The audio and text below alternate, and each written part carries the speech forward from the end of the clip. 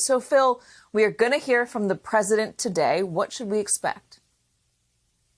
Well, I think, Katie, you're going to hear President Biden explain what his administration has been doing these last several days and weeks to ramp up access to those all-important vaccines, to speed up the production and more importantly, try to speed up the distribution. We saw Vice President Harris this morning visiting a supermarket pharmacy here in Washington to try to highlight how vaccines are available in a lot of places, including your grocery stores, and draw attention to the steps this administration has been taking to try to get those shots into arms more quickly than they had been.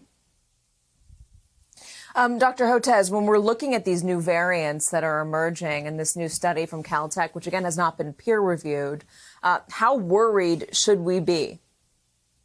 Well, I think we have to be concerned because we know some of these variants, especially in the spike protein region where you're seeing those mutations and amino acid substitutions, are causing increased transmissibility. They're spreading faster, and the UK government for that particular variant from the UK, not the one in New York, has shown higher mortality rates, which hasn't been peer reviewed yet, but we have to take it seriously. So even though the numbers are declining pretty dramatically in the US, we've gone down about almost 75% since January, you have to worry that's going to be short-lived. And so when you're hearing that the decline in New York and Florida are not as fast as we might have expected, and we know there's a New York variant and there's the UK in New York, of course, and then you have the UK variant in Florida, you have to wonder, is that slowing in a decline because of the variant? We don't know that, but again, this gets back to what Dr. Fauci said. We've got to vaccinate ahead of this as fast as we can. So we're in a race, and trying to move faster than that fall timeframe, I think, is going to be really important. Well, Dr. Emanuel, same question to you. What do you make of this plateau? Yeah, we have had a plateau in the decline in cases. We've also had a plateau in the vaccination rate at about 1.4 million. Last week, some colleagues from the Biden Advisory Board and I wrote an op-ed in the New York Times saying, yes, everything's looking rosy, but there are these variants. They do make us worried, and they make us worried that we're going to enter another surge. And I think that's absolutely critical for us to take it seriously. I wish the CDC were doing more genetic surveillance so we had a better view into how many of these variants were out there, how frequently we see them. They're still doing very small numbers of genetic sequencing each week. We need to be up to 50,000 per week. And I do think we need to have a very serious discussion about, do we go to postpone second dose or second dose on the 3 and 4 week schedule that Moderna and Pfizer have tested. It may be better to give more people one dose and then come back 6, 8, 12 weeks later and give them the second dose as opposed to 3 or 4 weeks. And I think that really needs to be decided urgently if we're going to impact the potential surge from the B.1.1.7 UK variant and maybe some of these other variants that are more widespread than we actually know. You know, we've been having this discussion on our air for weeks now about whether it should be a single dose for as many people as possible now and then get to the second doses later. I know, Dr. Hotez, you've been a part of some of those conversations. I know, and correct me if I'm wrong, but you aren't so sure about that. Can you explain? Well, you know, again, it's an evidence-based decision, and one of the things we haven't seen are the virus-neutralizing antibody titers to singly immunized individuals against any of these variants. And one of the reasons you give 2 doses is because it not only increases the amplitude of the virus neutralizing antibody, but it ensures that everybody gets to that same level. When you get a single dose, you get a lot of heterogeneity. So if we had evidence that it protects against those variants, and it's not that complicated an experiment to do, you have to collect the serum from those singly immunized individuals and look at it against those variants, I would feel a little better. Also, I'm certainly in agreement. We need to tweak everything possible to get more doses into people. We're still sitting on the AstraZeneca Oxford vaccine.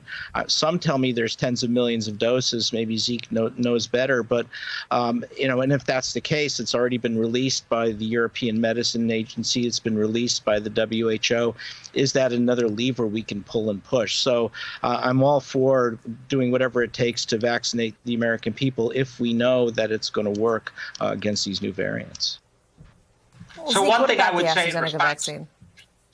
so Go one ahead. thing I would say, two things therefore in response to Peter. One is that the latest Scottish data suggests that in Pfizer you can go out at least to 5 weeks and still have a very robust antibody response. That is very important to get more people vaccinated with that by postponing. And again, it's not 1 dose versus 2. It's postponed second dose versus second dose at 3 weeks or 4 weeks. And I think that's a very important. We're not saying people shouldn't be vaccinated a second time. I do think, the AstraZeneca vaccine issue is complicated. And they've had a messy trial design and messy data. And I suspect that the FDA is very unhappy about the level of data and their assurance about the AstraZeneca vaccine's full effectiveness. And that needs to be taken into account. I am a little disappointed, I would say, by the Johnson & Johnson having only a few million doses available, after today when they get the emergency use authorization. They claimed they were going to, produce at risk before the final data were in so that they could release millions and millions of doses, tens of millions of doses right away. That will help because it's one shot. It'll help particularly with a lot of vulnerable populations that are maybe hard to track, hard to get back in for that second dose. But it won't help in exactly the next, 3 to 6 weeks when we need it for these potential variants. And that's, I think, a little disappointing. Yeah, the White House was expecting more as well.